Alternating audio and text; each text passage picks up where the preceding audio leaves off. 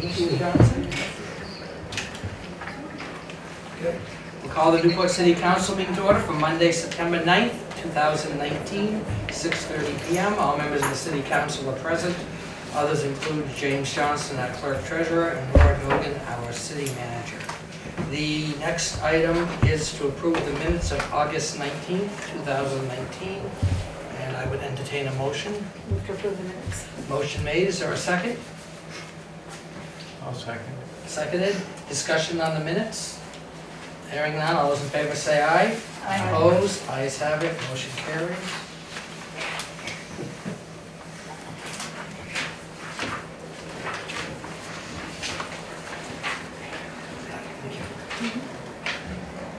Okay, next is comments by members of the public.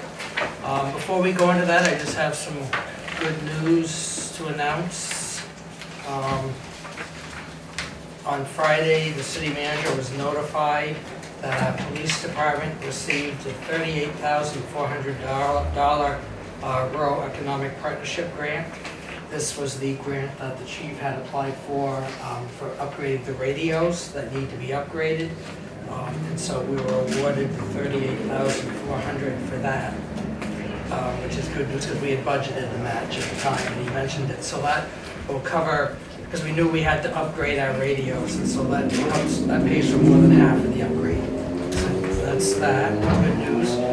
And then the other good news is the VCDP implementation grant.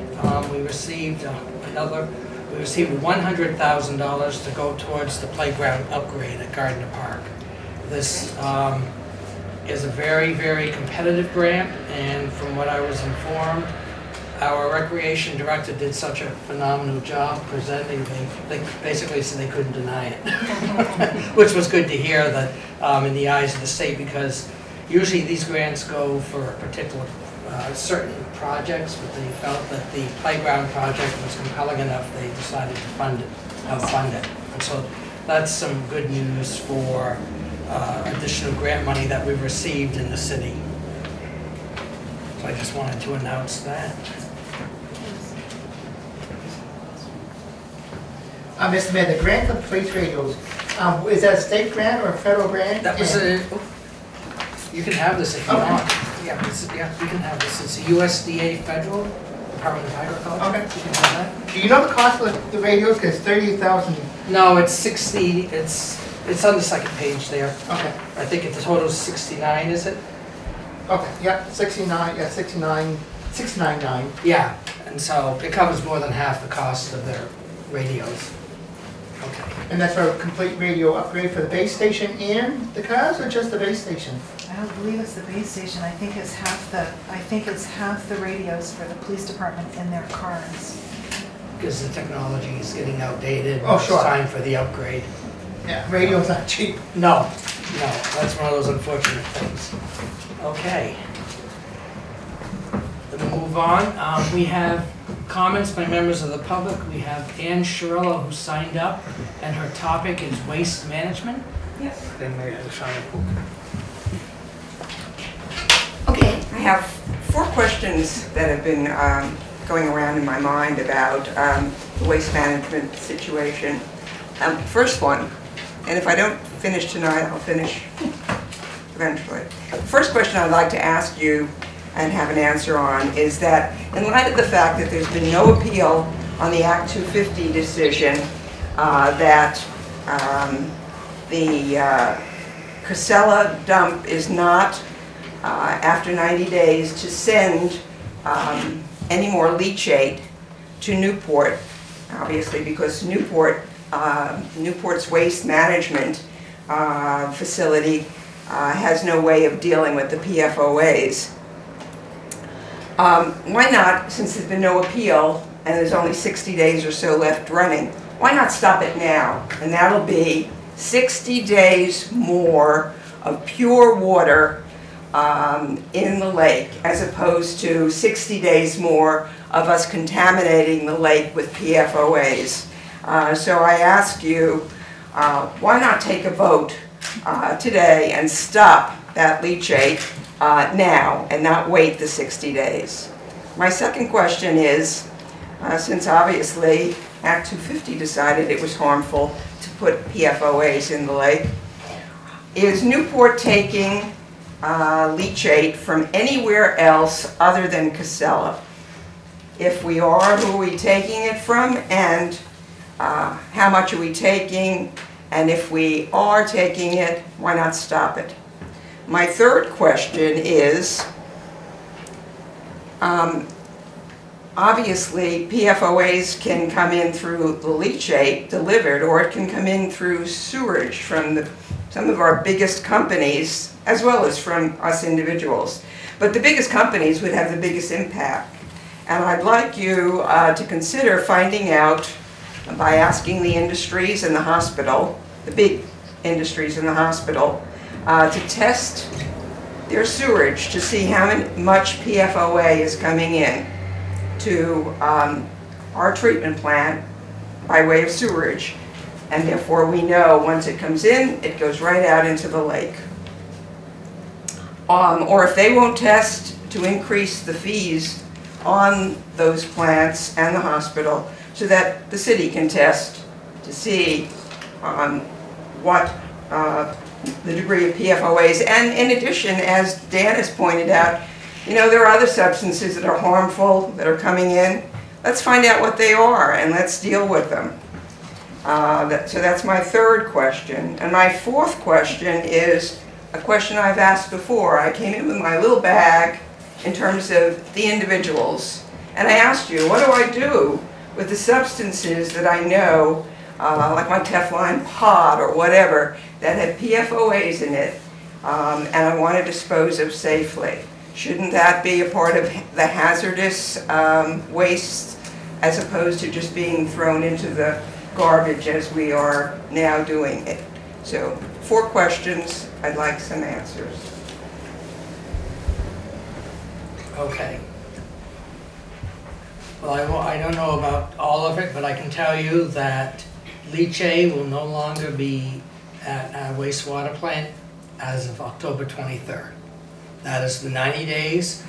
I just want to say that we meet all the standards set by the state and federal government.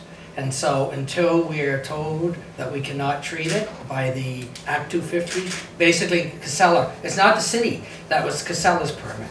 And basically they were told they can't bring leachate to Newport City after 90 days. So as of October 23rd, Casella will no longer bring leachate to the city of Newport. And at that time, the city clerk, treasurer, has already been calculating the rate increases that every user is going to experience in the city of Newport. Because there's going to be a rate increase for every wastewater user, because that's a loss of revenue from Casella. And so, but right now our wastewater plant meets or exceeds every standard set by the state of Vermont and the federal government. And so you're misinformed if you say we're polluting the lake, because we are not. We have to follow strict permits set by the state of Vermont. But you're adding PFOAs to the But that water. we're meeting and exceeding all the standards. I'm not going to get into a philosophical disagreement. Right now, the science and everything says our plant meets or exceeds all state and federal standards. Obviously, the standards aren't good enough. If we weren't meeting them, the state would come in and shut our plant down or fine us. And right now, we're meeting everything. And I believe we just had the state come in and do a test. Correct, Laura? They had, as part of the state requirements, they're going around to all the wastewater plants and they just did a test. And so, that aspect. No, we are not taking leachate from anyone else. As far as the hospital and all that, I have no idea about the testing. I can't, I mean, we do what we do. I mean, I can't speak for the hospital. I suggest maybe you get hold of the CEO and ask him, I don't know. If you want to go after all the industries, it'd be interesting to see who has the highest level, whether if you put all the citizens in Newport together, who's got the highest level. You're making an assumption that you have no data or proof to back up. So, you know, go down the path and see what you can find. And as far as the last thing, I would contact the state of Vermont to find out what they recommend you do with your Teflon pans. Or perhaps think about that before you purchase them. Oh no, these aren't things I would ever purchase ever again. Did you The purchase problem them? is, so many of us have them. But I would contact the state of Vermont as far as that aspect. That's who I would contact. They're the experts. Find out from the state of Vermont, the Department of Environmental Conservation and the A&R, to find out what they recommend you do with your Teflon pans. I would think you would be interested because all of the citizens of Newport could do the same thing Well, if it comes from you. so there. That was all who signed up. Did you want to say something? Because I know usually we have people sign up, but I will let you. I'm waiting for the discussion on the street name changes to come up. That was not on the agenda for tonight. It was on The last meeting, The I last have the meeting. paper right here. Yeah, the last meeting. There's nothing on the agenda tonight for that. He can make a comment at the beginning. Well, excuse me, I'm not speaking to you. I'm addressing this gentleman's concern. I would like to make a comment before Yeah, you it can gets make too it. far. Yeah, First off, I'd like to thank Ms. Verboen for keeping a cool head at the last meeting. And I take exception to using my street. My name's Douglas Lebrock. I own Cobblestone Road. I take exception to it being the one they chose to give an example of on the front page. There's a property on that road that doesn't belong on that road, and it's in litigation. You're not even supposed to be discussing it. Never mind agreeing if they can put the house number on my road. It's been a year and a half now, and it's still in the courts. I have all the paperwork here if anybody wants to see it. You shouldn't even be discussing Paddock Lane. Okay? It's in litigation. And if you make a decision here, or whenever you're going to, if you do, that will give a foothold to the person who owns the property who doesn't belong there. And I feel a little bit of cronyism going on because it happens to be the example they used, and I know that the person is kind of influxed with all you people, not me. So I think you should drop it. I have my lawyer's papers right here if you need to see them. I'm being sued by the other person. And until it's settled, I don't think you should even discuss it. All right? Thank you very much. Curiosity, who brought that article up that we should even be discussing road name changes? it was brought up by the zoning administrator because he had. I can't hear you.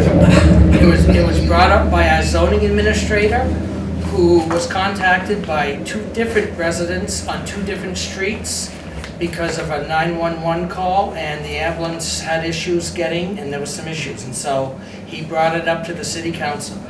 I was not aware of any litigation at the time. I mean, was anyone here aware of?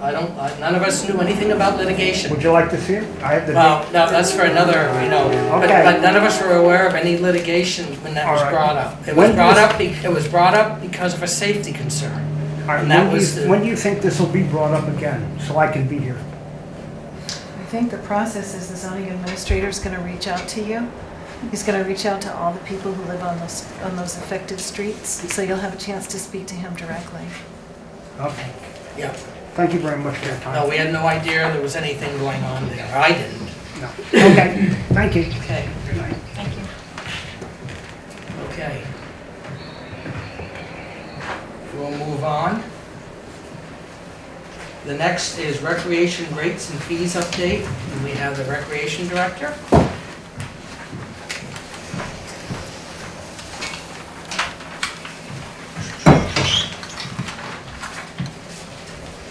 Hi, everybody.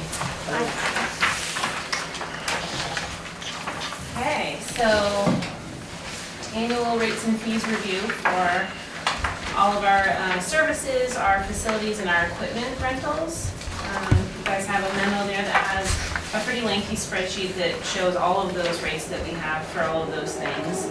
I did put together a couple notes, some things to pay attention to, I suppose, to draw your attention to. Some of the rates, you'll notice, we put the percentages on the side this year that shows a percentage difference. It just kind of helps you do the math a little bit quicker. Some of those you'll see on an increase and some of them you'll see on a decrease. We reviewed a few different things over the last year and wanted wanted to make sure that we were aligning ourselves with some of our facilities and things like that, so that we're charging about the same rates as other facilities that have similar fees as we do for similar facilities and services. The next item was that there was a couple rate increases at the for seasonals at the Prouty Beach Campground and at the Newport City Dock. Both of those we were looking at an increase for this upcoming year for a couple different reasons. Just a note that says that all fees are due prior to use, and that past due accounts are now invoiced monthly through our new software system, which has been really great for us for accounting purposes and making sure that all the revenue that's due is coming in and being accounted for. Currently, there's no fees or penalties for anyone that does not pay in advance, which may be addressed in the future. I think that's something that we could do a little bit better on. And then the last bit was just a definition of terms to help you understand where it says, per game, per practice, and things like that. So, does anyone have any questions about the rates and fees, the proposed rates and fees? Well, why such a large increase? I'm looking at, well, start with Prouty Beach. That's up almost $300 for the season for the residential, and a little over $300 for the non-residential. What is justifying that large increase there? And also at the dock, I guess, because I'm just looking at the fees. I know at the dock they had to. I know one reason probably at the dock is we just had to spend $50,000 to put a new gas tank in at the city dock because that was there. That one, but I don't know. I was looking at the Prouty Beach one. That seems like an awful steep increase for 1 year. Yeah. So we went through and looked. You might recall a couple of years ago. There were some issues with our facility over at Prouty Beach, and we had some room to improve our maintenance over there. And so typically we go on a 3% increase every year. That's the trend that we had been doing before. There was a couple of years where some clients over at the campground expressed that the campground could use some improvements, and so we held off on those increases because there was some work to do over there. Over the last couple of years, we've made some grounds in the maintenance, and the campground itself has really improved. It's starting to bring in a lot more revenue and a lot more people to use the facilities. So what you're seeing there, this year we called around, looked at a few different places and to see what they are doing for seasonal sites, and they're closer to the $2,000 mark. So we had a little bit of room that we could increase those fees there to be competitive with the rest of the market and not be way underpriced.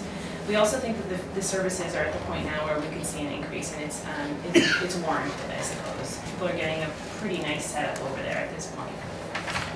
The other reason I thought that was important for both the dock and Prouty Beach is that we've been going through the exercise of the 5-year plan, and there's quite a bit of infrastructure that still needs to be caught up. Not as much at Prouty Beach, but certainly at the Newport City Dock. And when we started to look at who our seasonals actually were, we started to see the ratios versus Newport residents and non-residents. And so over at Prouty Beach, there are 27 seasonal campsites, and only 5 of those are held by Newport City residents. So we're thinking that instead of the taxpayers footing the bill on some improvements that are coming down the pike, passing that share of those fees on to some users, especially when we have room to grow and we're not quite being competitive with other campgrounds, we thought that would be a good place to recover that revenue that's going to help us pay into that infrastructure improvements that are coming in some investments. So the increases will make us competitive. We're not undercutting the private businesses out there. Right. Okay. That's important. Currently, we are undercutting them pretty drastically. So it'll bring us up to, for them, competitive rates. Okay. And will primarily the money that difference go back into, like Prouty Beach? Will Jimmy just pretty much go back into Prouty Beach? Well, that would be my hope. Yeah. When we see revenue increases, then we can maybe increase our expenditures, knowing that we're going to start seeing that revenue on a regular basis. That would of course be a budget discussion to have, but that would be the hope and the intention. Because I know that was in the past, that was the issue. They were raising the rates, but it wasn't going back into the facilities. And if we could, remember that when it comes budget time to know that we got to. the budget is designed so that you see the revenues that are coming in right on the same page as the expenditures. So that's, we attribute it to the department that got it. There was a time when I first came here, we couldn't guarantee that, and now we can. That's all I had on it. I just saw that big increase. and Yeah, just- they are relative to the other ones, pretty substantial increase, but after doing some homework, we kind of realized that in a few areas we were undercutting pretty far underneath the pull of the private sector, and other municipalities was a little bit tough with the dock because obviously Burlington's the only other one and they are charging phenomenally above what we do, but. They have 100 miles lake. We only Yeah, have. yeah, it's apples and oranges, but I think that the quality of the facilities at this point and the infrastructure that's coming down the pike, it's warranted, and I think it's a good way to split those revenues across the, not just on the taxpayer, but also having the users making contributions too. Okay. Other questions from anyone? Well, just follow up to yours. So you were talking about the seasonal sites, resident versus non-resident, and I'm looking at the percentages. Looks like the residents are, the increase is 19.54%, whereas the non-residents is 18.06%. So the residents are actually taking on a bigger increase than the non-residents. Is that an oversight or intentional? You know, we kind of, those numbers you can see before it was 14 and 16. Mm-hmm. You know, we gave them, it's just kind of the way the numbers fell. We could have, there was not necessarily a mathematical thing. Basically what we based it on was other seasonal sites, they don't have a resident and non-resident, you know, rate at other campgrounds because they're not municipalities. So it was about $2,000. We thought that $1,750 giving the residents a $250 rate was a good amount. So not necessarily. Chose the rate and then the percentages kind of came out as they were. Thank you.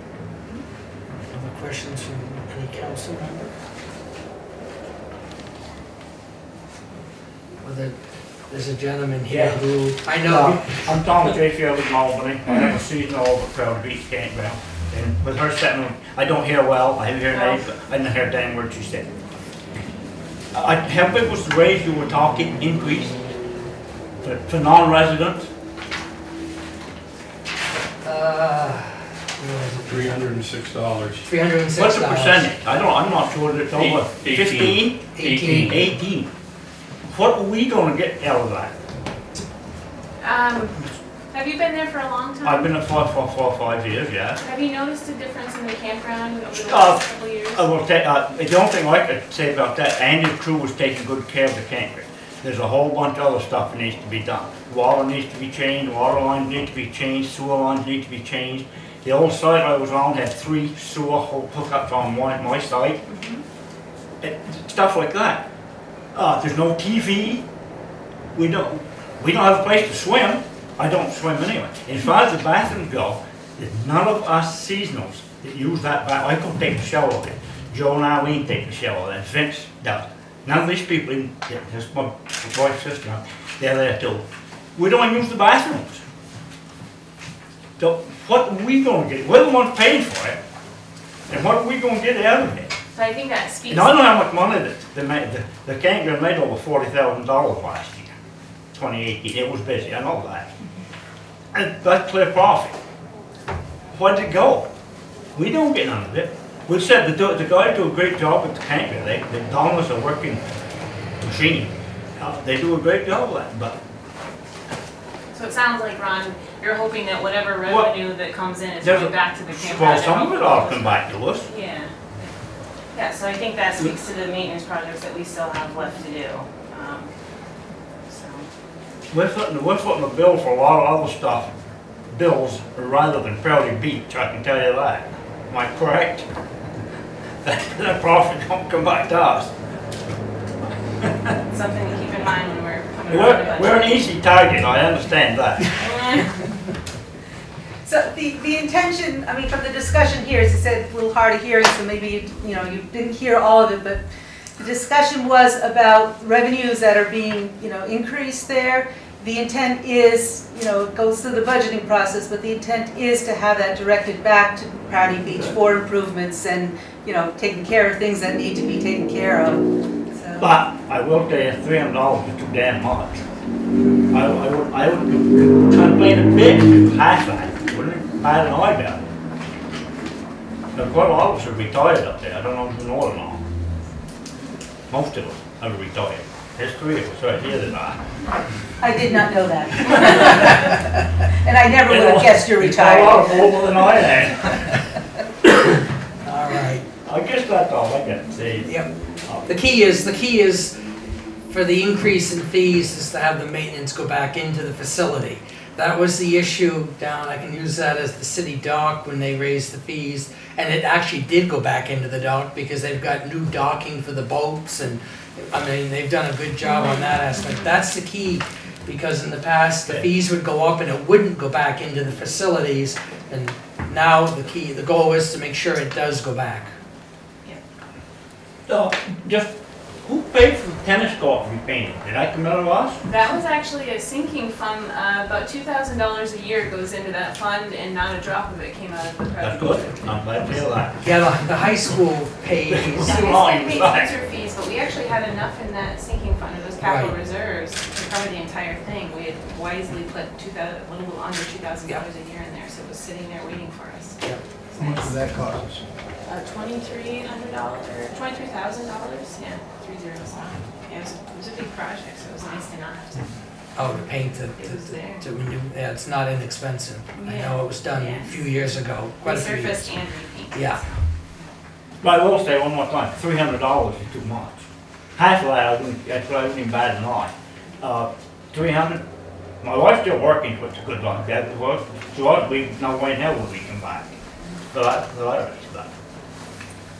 I just down there too much. I thought. Anything else from council members?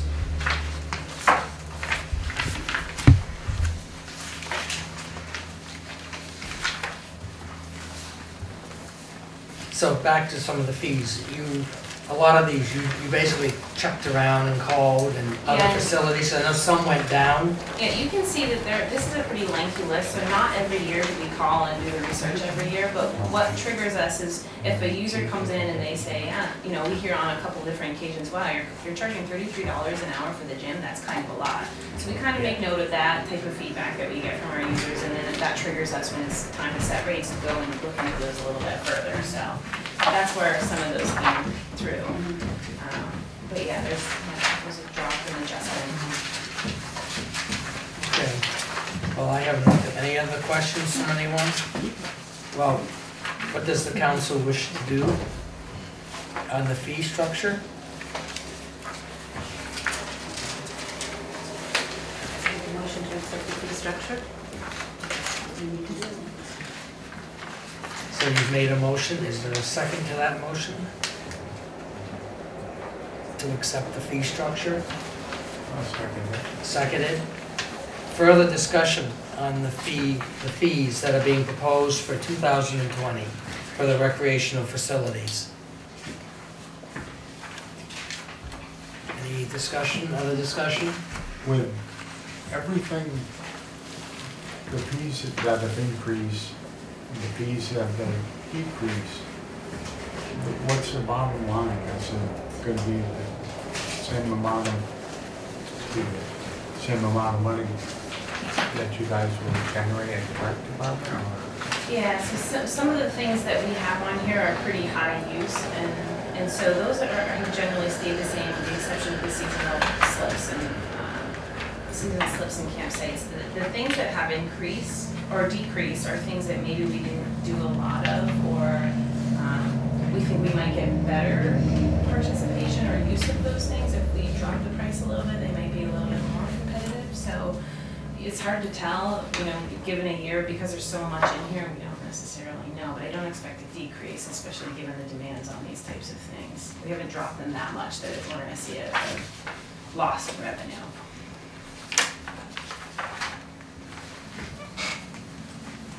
That's a good question. Mr. McElroy, just one thing. I've been at these for 4 or 5 years. The first or second year we were there, we hit it with a 10% raise increase, and now on 18. That's 28% in 5 years. My wages, my social security didn't go up that much. that's something to consider, you know, when we, you know, there are times when, and in some, you know, it's hard to say, one way or another, we have years when our maintenance maybe isn't as good as it should be, and maybe we don't you know, it doesn't value, an increase in the fees is not necessarily deserved or merited, I guess. But then when we don't do that, and then we all of a sudden pay some attention and increase the maintenance of those facilities, then we look at a bigger jump to bring ourselves back up to where we were, so. I'm not sure what the right answer is, but. Let me look here. Because just to give you an example, I'm gonna go back a few years looking at this. In 2015, I'm looking at residential. Well, I'll just, non-residential went up, what, $45 from 2015 to 16. And then from 2016 to 17, it didn't go up at all. It stayed the same for those 2 years. Yeah. And then in 2018, it went up to from $15.97. It went up about $48 for the season. Last year, it went up roughly $45 or $50. And so it hasn't had huge increases over the past few years. That might have been the first year before 15. This goes back to 2015, that's all I have. Yeah, I think the 13, well, the first year we were here, went up 10%. And then the next year, when we were here, you want to go up another 3, and the board wouldn't do it. But That was back to the maintenance thing again. I think so, and the fact that, you know, because we're, you know, outdoor recreation community and we're trying to promote the economic driver that is recreation, I think, you know, for us to be so low beneath the competition that we're undercutting, you know, at a lot of our other facilities, things like gas at the marina and stuff like that, we make sure and kayak rentals, we make sure to price ourselves a little bit above the competition so that the business is going elsewhere. We certainly want people to use our facilities, but we have to be conscious that we're not so far beneath the market value, that we're undervaluing our own services, I guess. All right, we have a motion and a second. I'm sorry, we really can't hear everything she's saying. But you're saying you're trying to bring us up to what everybody else is, and so that's making a really big raise this year. Is there any chance of maybe splitting that, so half this year and half next year, because it is such a big raise? And I understand you want us to be competitive with everybody else maybe, but maybe splitting it in half or something? I guess I lost something. To who are you trying to compare it to? So all the other campgrounds, Charbo Campground, we call it Tree Corners, we call it the local. Tree Corners are 2 swimming pools, heated swimming pools, a great big huge rec room, a store. Danville has 2 heated swimming pools and a heated hot tub, as well as a miniature golf course, a beautiful miniature golf course. They got some of the prettiest Belgian horses in the state of Vermont, gives rides around. You can't compare Prairie Beach with a single one of them. They don't have No lakes, they don't way have of lakes comparing like it. property though. We have a beautiful lake You can't after do it. Magog, we have tennis Not courts. so- comparing it, I can't compare an apples to oranges. You can't do it in a reasonable way. But, what do you guys do? We gotta do it, or I'd leave. Okay, so, Simple as that. did you have something? Look like you want to. No, I think I'm okay right now. You are okay, because I didn't want to make sure you've been so quiet. You know, I'm normally not so quiet. Okay, so we did have a Actually, motion. one more question. Yes, go ahead. Would you anticipate having the rates stay flat, at least for Prouty Beach, for the next few years? I know you can't promise, but Yeah, I think once we get ourselves to be competitive, you know, I certainly don't have a crystal ball, but I think that this would give us the gain that we've been missing to bring ourselves, you know, I think, I couldn't promise anything, ultimately it's the board's decision, but I wouldn't anticipate that we'd see a jump like this again. does that help at all? Well, if that's the case, why not some this year and some next year? I'm inclined to agree. So I can mention that so over the past year for our capital projects, we have $30,000 budgeted, which is half of the cost of improving the bathrooms that they're talking about up in the upper campground. So this year under the capital line, we'll be requesting the other $40,000 to make that $70,000 project come to fruition. We also are planning to put in the capital budget this year $10,000 to. Oh, yes. So they can hear. So what I was just talking to them about is this year we had in the capital line $30,000, which was half of the cost to redo those bathrooms that you're talking about, the upper campground bathrooms. So $30,000 was budgeted last year. $40,000 will need to be budgeted this year in order to make that project happen next summer. We also have $10,000 that we'll be asking in the capital project to remove that back parking lot, or some of that back parking lot, add in a few more campsites. Yeah, we've heard that's going to be. Yeah, and then $8,000 to hopefully pop up a couple lean-tos, since that path will be coming through, and we anticipate that we might have some traffic of people that don't have a tent or an RV with them, obviously, but want to stay the night over at Prouty Beach. So there's quite a bit of projects that are coming down the pike at Prouty Beach. We're also rehabilitating the waterfront area this fall, when we put the path in. We'll be putting in new sand, returfing that, and doing some landscaping down there. So these projects are coming, but we have to find a nice balance between the users that are at the campground that are largely non-resident and the taxpayers here in Newport City. So putting all of those things on the taxpayer when it's a largely non-resident base that's over at the campground doesn't quite balance out. So we're just trying to find that happy medium in between. And it's been lucky for you guys that the rates over at Prouty Beach have been so low for so long, but now it's kind of kicking us in the butt because we haven't been able to do those projects because we just didn't have the funding available. So it's a... But then one of them projects didn't do us any good. Well, if you guys have preference of some things you'd like to see, you should let Andy know, because he's where we get, you We're know, still the paying for ideas somebody from. else, So. any way you look at it. Not for the most part. There's not a seasonal there that would not agree with me. I can guarantee that.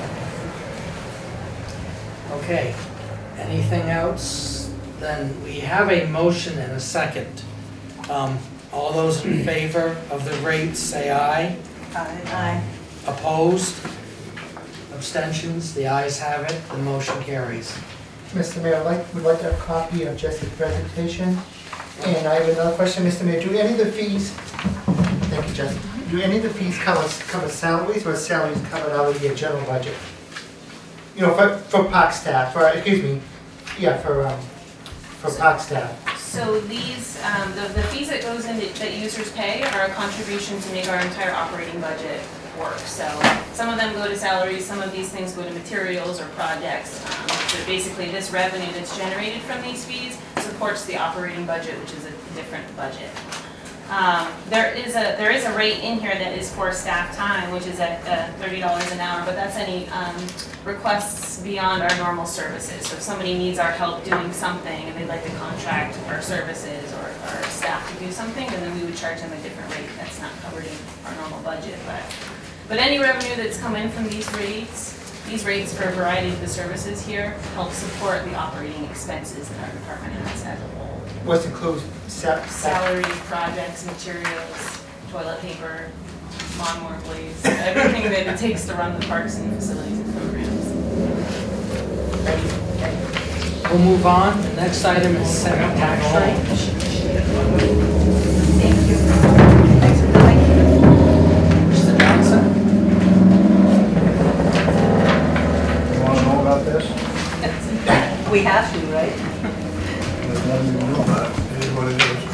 Right.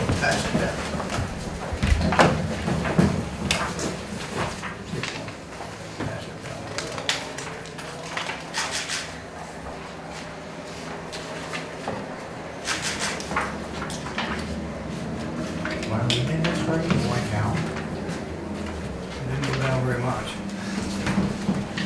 It didn't go down. So if you look at this, at the top, it says, these rates are based on a bill grant list of $319,997,000, basically. And a budget of $3,958,859. And when you figure these rates, you have to add in the appropriations, which are $177,668, and exemptions that were $36,207. So the municipal rate for a resident went from 121.89 to 123.72. The appropriations went from .0486 to .555.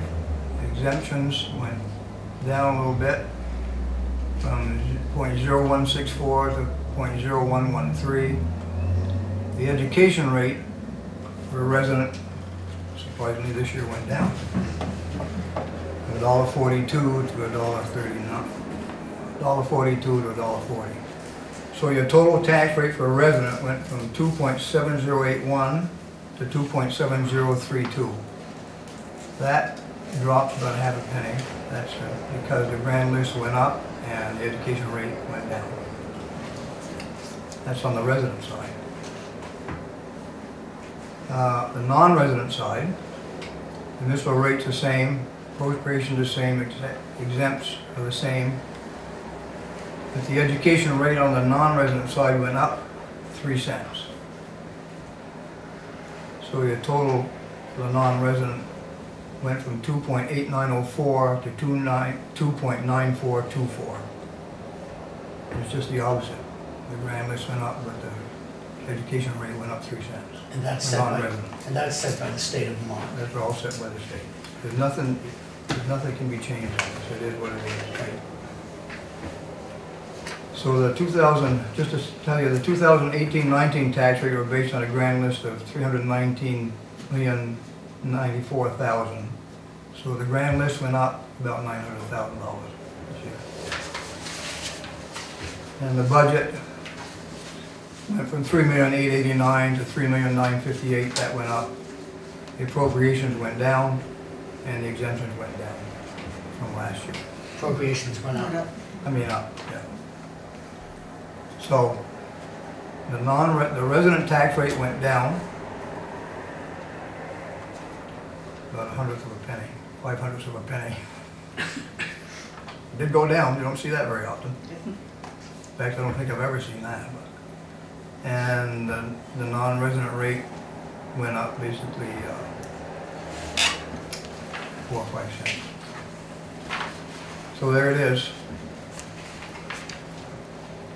So we would need a motion to approve the tax rate. Can I so municipal is obviously our municipal budget. Appropriations, that's when we go into the voter booth and we tick off, yes, let's give all these, this organization, this organization. 18 different things. Okay, so that's the appropriations. The exempt is non-for-profit properties? No, they're voted tax exempt. Voter tax exempt, voter okay. tax exempt. Okay, so that's a voter control too then? Yeah. Okay. And then the education is, that's set by the state, you don't have to There say might be some that. state-controlled housing that Those that types of are in things. there. Okay. Right. Thank you. So there's really, like I said, it is what it is. Right. There's not much you can You do can't, about it. right, at this point there, this is what it is. So the good thing is, the resident stuff went down just a hair. The non-resident stuff went Non-resident went up. up 3, 4, 5 cents. Okay, we would need a motion to approve the tax rate. Move to approve the tax rate. Motion made, is there a second? I'll second. Made and seconded. Discussion? Then all those in favor say aye. Aye. Opposed? Ayes have it, motion carries. You can have mine, Chris. Thank you, Mr. Mayor. Mr. Mayor, what is the biggest cost driver on the municipal side? And what- Actually, the 1.2372 is less than what we had estimated that it would be with the budget because the grand list went up. Because, I don't have my annual report with me, but it was, I think it was an estimated 1.24 something, but it's actually coming in at 1.23 because of the growth in the grand list. I think you estimated the budget, the grand list is 319,100,000. Right. Like it was last year. So, Mr. Mayor, so businesses are considered non-residents? Something like waterfront plaza, whatever commercial businesses are in the city. Is that considered non-resident? I don't, Because it's commercial, It's commercial. so. But I think Second homes, Second homes are non-resident, Right. yeah. I always thought anybody owned a second home that lived in the city of Newport, and was in the city of Newport, should be a rate in between the non-resident. The resident and the non-resident, to give the residents a break if they had a second home. They couldn't talk any of your legislators into thinking that out. No. Okay. We move on. NBRC grant cash match amendment vote. Yes, so our last meeting, we announced that we had won a $250,000 grant from Northern Borders Regional Commission. That is a really big deal for the city of Newport. This has quite the esteem for the city of Newport. Out of 60 competitive applications, this grant application was only one of 14 chosen for funding, which is an indication of state recognition. This is the project that includes modernized traffic lights and a pedestrian-friendly intersection to Gardner Park and in front of the Waterfront Mall. This project complements the grants already received for the Gardner Park Playground and the splash pad renovation and the soon-to-be-installed Warwick Bike Path at Prouty Beach. The original NBRC grant request was for $500,000, and on the back of your sheet you'll see a little bit of a worksheet for a total project cost of $613,500. And while we're thrilled to receive a $250,000 NBRC grant, it's obvious that additional match will now be required. This grant is too substantial to pass up, and the intersection is in dire need of improvements. We do not recommend scaling the project back. The original application anticipated a cash match of $67,700 with an in-kind match of $55,000 for a total of $122,700. The new formula will require an anticipated match of $240,800, which represents 41% of every dollar spent. This is assuming the actual cost associated with in-kind labor and equipment does not change. If anything, we hope that the in-kind will increase, thereby lowering the cash that's required. If we're able to increase the cash match, then the monetary contribution will be less. And we'll know more about the values of in-kind services as we go through the engineering process.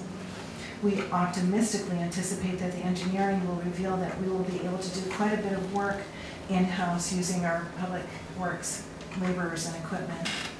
There's always the chance that the total cost of the project could increase, although we're moving with great caution.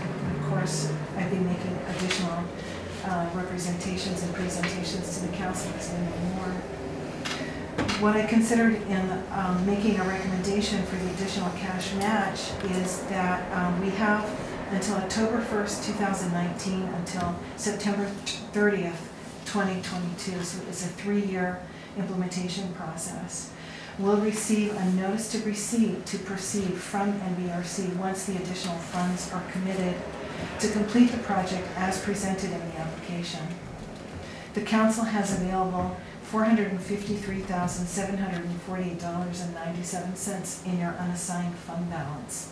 These funds are available for, quote, rainy day, that's how we discussed it, or grant match as presented to the council during the budget process and approved unanimously at the November 5th, 2018 council meeting.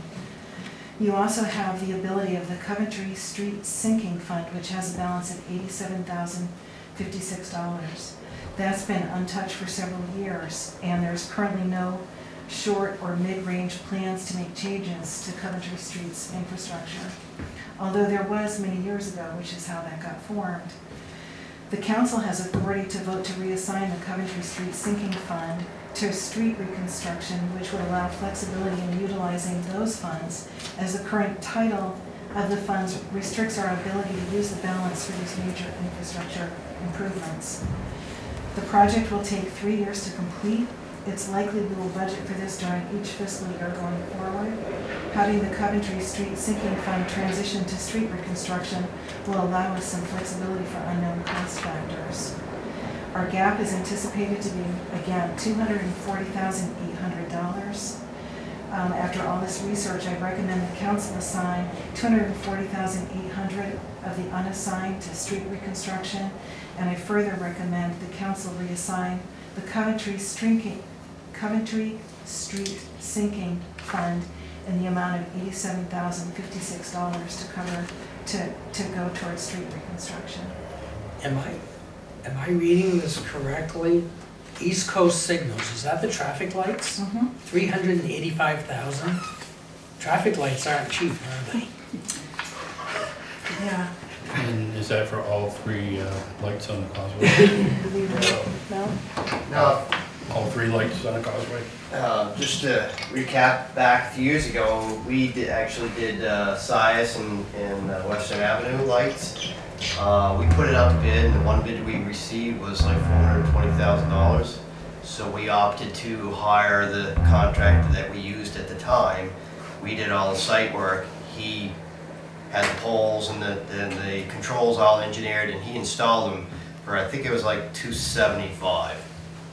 So this project, hiring them out with the traffic lights and the other two intersections plus the lighting, you know, we could do a lot of the groundwork, but that stuff would have to be hired out. But that would be less, so that would reduce that 385, you think? Not if you're incorporating the other two traffic intersections. That's a guess. It's a You guess, know, we'll, okay. like, as Laura said, we'll know more once we get the engineering done, and then, you know, get some hard numbers. But I know the coordination of all those lights would be kind of nice to have them all sync and talk to each other and. That's the whole objective, right? Yeah. Right. Well, the lights, the controls for those intersections were done back when we sold the City Guard site. That was 2005. So the controls are fairly recent, but the poles, the light poles and the traffic poles, those were all put in back when the interchange was built back in the early 60s. They're in dire need of repair, replacement. Okay. Questions, other questions? That's what stood out with me with that East Coast signals. When I saw that, it's like, So the reality is that we're looking to set aside $327, almost $328,000 for this project. If you add the two together. Yeah. I'm not sure that all of that would go towards this project. And that we're not going to know for sure until we get that engineering. and the bottom, as Tom said, it could come in less if he does the work. Right. Because That's what the. does, you know, a chunk of the work. He's already put in like 50,000, right? Your scope would be limited to like the earthwork and some of that other stuff, right? Correct. Yeah. So your in-kind probably wouldn't change much from what you've estimated, I wouldn't think. Oh, it could. Good.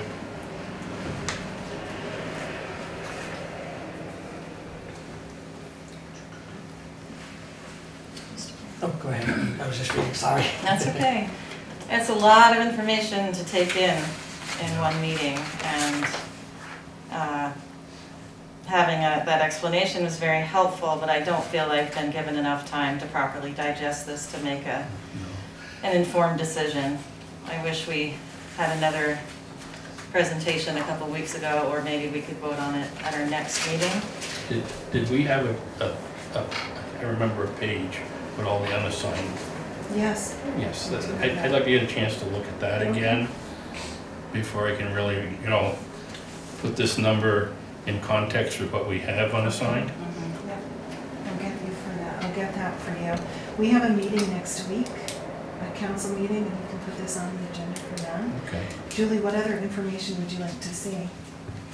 Now, my other question is, was this letter available for anybody from the public to review? It's on our website It's on your website. And when did that go on? this morning. This morning. It's in the book.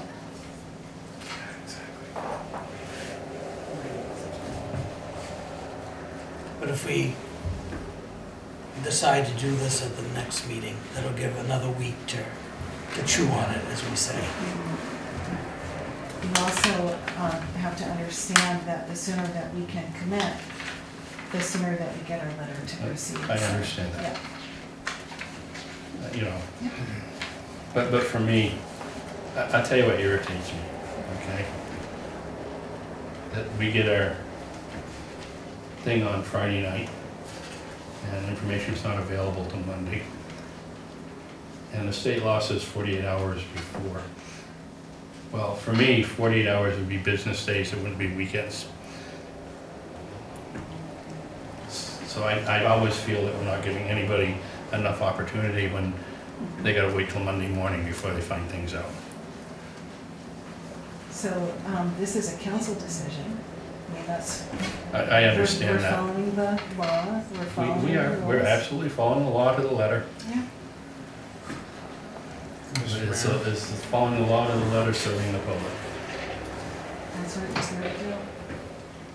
The Coventry Sinking Fund, why was that initially established? And why is it we no longer need to worry about Coventry Street?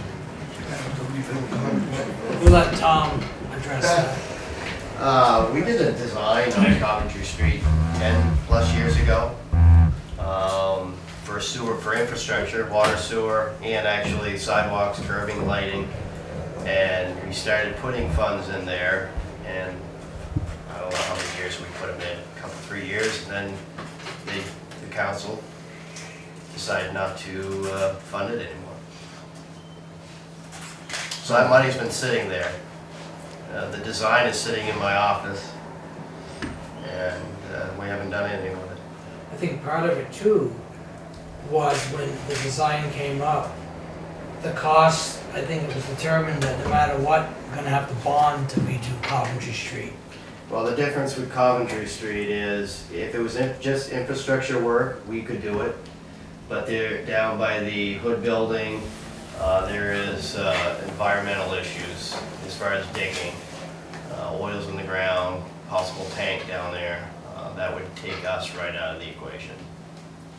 Is this something that's gonna need to be repaired or fixed in the future? Yeah, absolutely. Every road needs to be rebuilt sometime here in the near future. But that's definitely going to be a bond. That's what I thought was decided a few years ago on that, because it was so, I remember it was during one of the budget meetings that it was decided that that's such a big project that would most likely have to be a bond to redo that road, because it was so much of the underground infrastructure. So I think we would entertain a motion to table this until, we could table it until the next meeting? The 16th. Make a motion to table this item until the 16th. Second. Motion made, seconded, discussion? I just would like to know for the next meeting, the actual benefit to us, is it just that it's sort of a pain in the neck to wait at a light for a little while and then wait at the next light. But that said, is that worth the amount of money that you're putting in? And two, if we just repaired the poles or did the work that really needed to be done that's been around since 1960, how much would that cost? And then a real weighing process of going on of the small inconvenience to each of us to have to wait at 2 lights maybe for a minute or 2 minutes a day versus the cost that you're spending. Well, as far as the lights go, it's my understanding that those lights, the mechanisms are old enough. The one that had to be flashing for how many months because there's only one guy who can fix it because the technology is so old. The benefit of upgrading to new technology, at least it would be brought up to speed and up to date. Am I correct on that? That intersection is the last intersection in the city that has not been updated. So yes, the controls are there. You can't mix those controls with modern day stuff. So we can't link those other 2 intersections together. The poles, as I said, the poles are rough shape, not just the poles, the pedestals. If you ever want to walk down the sidewalk on the causeway and check everything out, they're all banged up. They're not LED lighting. Again, the wiring's been in the ground since the 60s. It's like anything else. It's lived its useful life and it needs to be changed. Other than that, the intersection is offset from Gardner Park. That's the other point. We'd like to line up Gardner Park going into Vista. If you ever come out of the park and want to go left, and somebody's going left out of Vista, you kind of both look at each other like, well, who's going to go first? So That's a safety thing there. that intersection is actually not a dangerous intersection, but it's due. It's due to be upgraded. I think people have to understand, the changing of the location of the entrance and exit is not the biggest expense. The expense is going to be the controls, the lights and those things. Absolutely. So, you know, a lot of people want to argue about why are we relocating it? I know I have no problem getting in and out. Well, one of the reasons for me is if it's a benefit to the city and it's a benefit for the site itself. I think if anybody's drove into Pomeroy's, they find that, you know, people don't stop coming this way, people don't stop coming this way. You have to really, like, some people go in on the right side and turn left, some people go on the left side, turn right. So it's a nasty little thing, and I think they want to improve their parking, their entrance, and the way traffic flows within the property. And for me, that would be a big improvement. I don't know how many times I've had to stop suddenly because somebody else won't stop. So, yeah, I don't look at the relocation as the expense. No, the expense is all the lighting and stuff. Right, and that's why I raised the thing when I saw East Coast Signals at 385,000. You know, that aspect of it. Well, as everybody here knows, we own the Walmart entrance traffic lights. Nobody here knew that. We do own them, even though we don't own the land that Walmart's on. But I would be willing to bet, and I don't know what the price tag was. We didn't pay to have it put in, but I bet it was $500,000. I also think that we're looking at this from the lens of right now in time, when Gardner Park and as Gardner Park starts to be changed, the amount of pedestrians that are going to be coming through that portion of the bike path, both from the Bluffside Farm and Prouty Beach, which is all connected, and the traffic, pedestrian traffic going in and out of the park. It's already not the best place going from the farmer's market to Gardner Park to the plaza, but the change over the next couple of years that's going to happen there, I think the timeliness is something that you need to factor into so that it's you're not patchwork planning your city, that you're doing things. This is all in alignment with the waterfront downtown master plan and part of the intersection study. You haven't designed in a pedestrian overpass? Oh, there's been many dreams of this. Did you think about that? I did. You'd have something over like this, because you've seen that. You go down, what is it? Killington there, going over Route 4 there. They have that going over. Doesn't meet the 5% grade. Yeah, I know it's expensive. But when they mention that, I see it when I go down there, you see it over the road. All right, so we have a motion and a second to table this until the next meeting. Any other discussion? Then all those in favor say aye. Aye. Opposed? Ayes have it. Motion carries.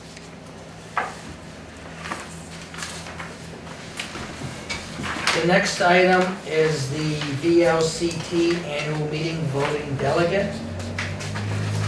This is for Wednesday, October 2nd, 2019. Generally, it's been myself. It's where we go with all the other municipal officials and we hash out municipal policy for the municipalities around the state. You mean model policies? The model, yeah, the model, yeah, not the, yeah, the model. Basically, what we'd like the legislature to change to help municipalities too, and things like that. And some meetings it just goes straight through, other times I've seen it get contentious and we've been there. One time it only lasted like an hour, another time it was like 4 hours. And so. And you would like to be the designee? I'll make a motion to nominate the mayor to attend this annual business meeting. I'll second. Motion made and seconded, discussion. Then all those in favor say aye. Aye. Opposed, ayes have it, motion carries.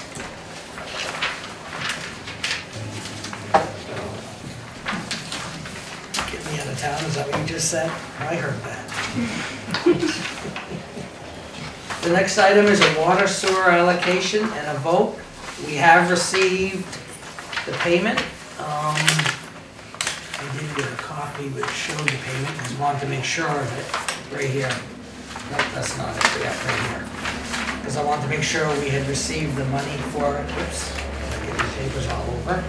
And we have received the $85.20 payment. This is for the allocation for water and sewer. The permit has been filled out and the fee has been paid. And we have the allocation at the wastewater plant. So basically, we need a motion to approve the request. I make a motion to approve the request for water and sewer allotment. A motion has been made, is there a second? I'll second. Seconded, discussion? Yes, I'm just curious about how the rate is calculated, because it looks like 30 residential, another 30 for sewer. Where does the other? It's 12 cents a gallon at 210 gallons a day. That's 25.20. So each fee is 30, and then the 25.20 comes to 85.20. So just the one time? Or? Yes, and once, well, then they'll get a final bill for the final sewer allocation. It's only a one-time fee and it will come in water, but this is preliminary sewer. Once they've completed the project, after that first year, they get a final bill for 24 cents a gallon.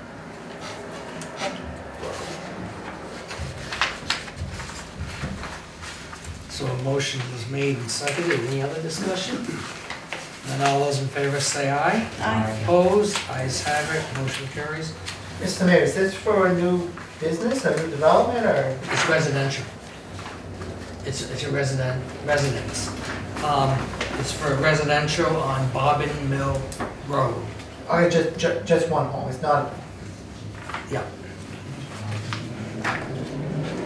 Now I have to sign this first page, Laura, and then this second. Yeah.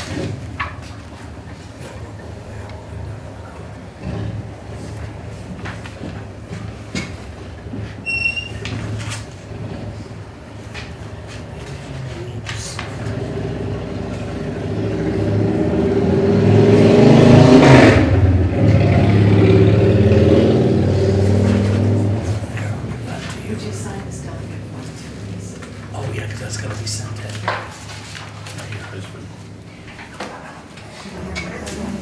Recycle. There. Okay. We'll move on.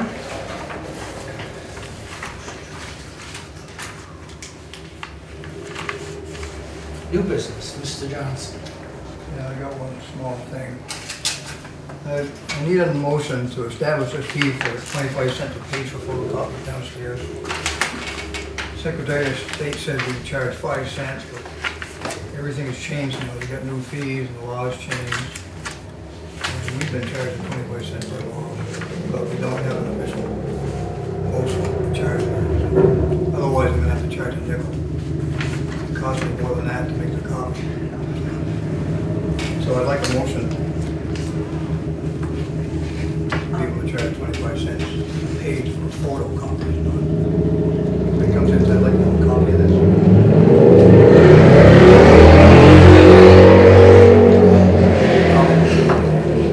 I'll make that motion. Motion made. Is there a second? Second. Seconded, discussion? I'm just curious, like, how many copies a week are you asked for? What's the volume? On average? Not many. Not many. The point is, you can't do it for 5 cents. Can you, what kind of things do people come in and ask for?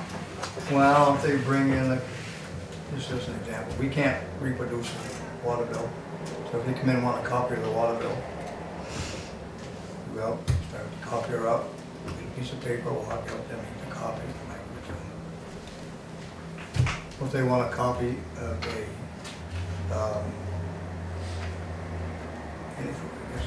photocopy, it's not a non-certified copy, it's just a plain photocopy.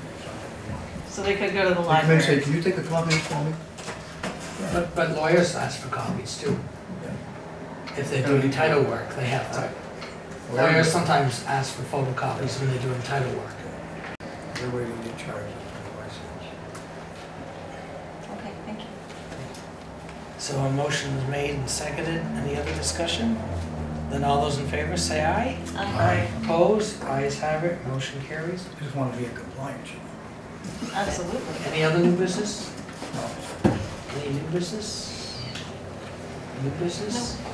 I have new business. It's that time of year where we have to enter in collective bargaining with our Public Works Union.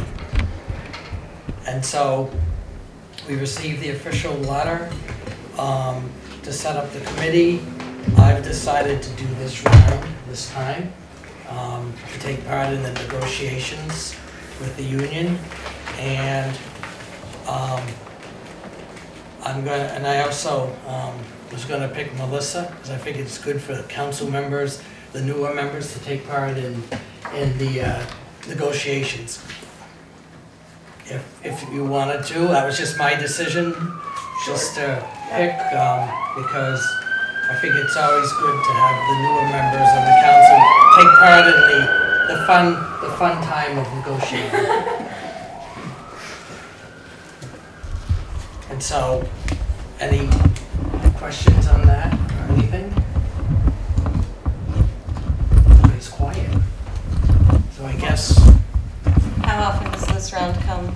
Is it every 2 years? 3 years? this is every 3 years. 3? Yeah. All our contracts are, the police is 3 years, that was a 3-year. This is a 3-year, so it's that time again. So you would like a nomination for yourself and Ms. Pedersen to be appointed to this negotiating committee? Yes. So moved. Motion been made, is there a second? I'll second. Motion made and seconded, discussion?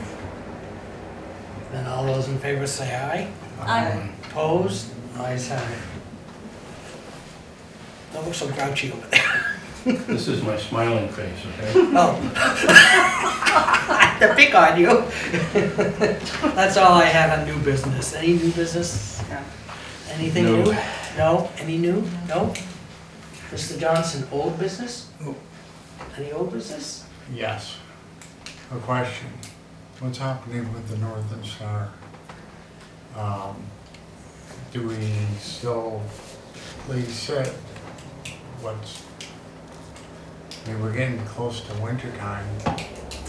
I know as much as you about the ownership, and the lease that we have right now is with North Country Federal Credit Union. It's good for August, September, and October. So I'm expecting to send another invoice I'll send it to the credit union unless they redirect it.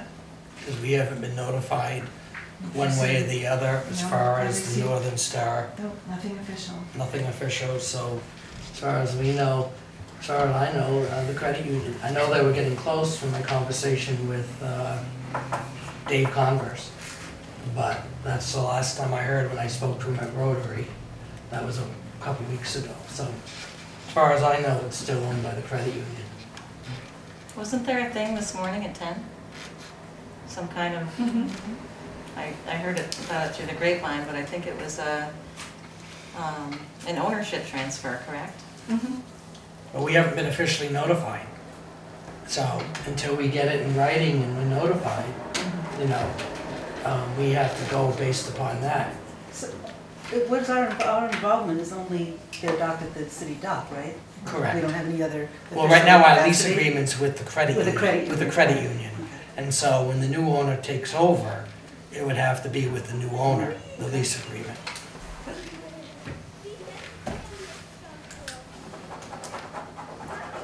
I'm sure if it changed hands or whatever, we'll be notified by it. Any other old business? Old business? No? I don't have anything. Anything? Any old business? Anything? No? The next regularly scheduled city council meeting will be Monday, September 16th, 2019 at 6:30 p.m. And now, we do need a motion for executive session to discuss personnel. Make a motion to move into executive session for personnel issue. Motion made, is there a second? Seconded, discussion? Then all those in favor say aye. Opposed? We're going in executive session.